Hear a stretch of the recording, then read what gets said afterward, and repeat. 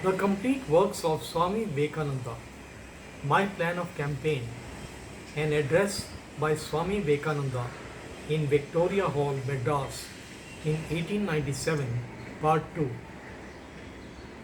They joined the other opposition, the Christian missionaries. There is not one black lie imagined that these latter did not invent against me. They blackened my character from city to city. Poor and friendless though I was in a foreign country, they tried to oust me from every house and to make every man who became my friend my enemy. They tried to starve me out, and I am sorry to say that one of my own countrymen took part against me in this.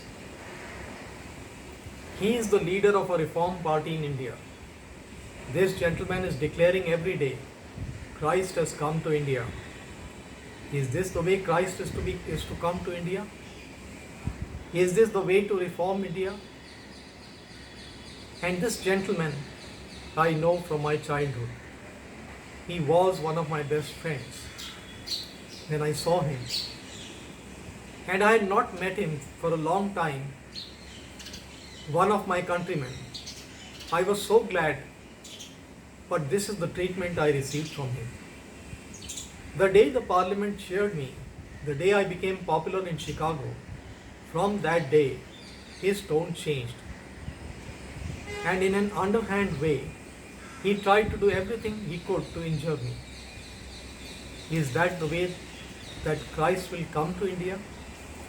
Is that the lesson that he had learned after sitting 20 years at the feet of Christ? Our great reformers declare that Christianity and Christian power are going to uplift the Indian people. Is that the way to do it? Surely if that gentleman is an illustration, it does not look very hopeful. One word more. I read in the organ of the social reformers that I am called a Shudra, and I am challenged as to what right a Shudra has to become a sannyasi.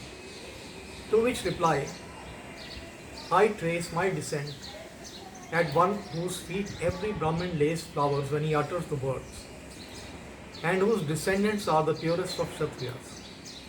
If you believe in your mythology or in your Puranika scriptures, let these so-called reformers know that my caste, apart from the services in the past, ruled half of India for centuries.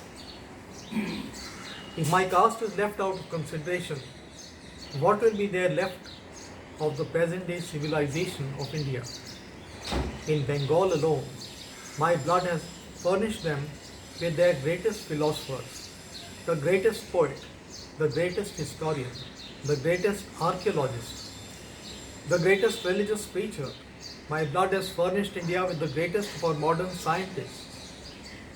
These detractors ought to have known a little more of our own history and to have studied our three castes and learned that the Brahmin, the Kshatriya and the Vaishya have equal right to be sannyasi. The Trivarnikas have equal right to the Vedas. This is only by the way. I just refer to this. But I am not at all hurt if they call me a Shudra. It will be a little reparation for the tyranny of my ancestors over the poor. If I am a pariah, I will be all the more glad, for I am the disciple of a man who, the Brahmin of Brahmins, wanted to cleanse the house of a pariah. Of course, the pariah would not allow him. How could he let this Brahmin sannyasi come and cleanse his house? And this man woke up in the dead of the night, entered surreptitiously the house of this pariah, cleansed his latrine with his long hair and wiped that place, and that he did day after day in order that he make himself the servant of all. I bear the feet of that man on my head. He is my hero.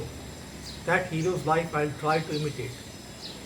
By being the servant of all, a Hindu seeks to uplift himself.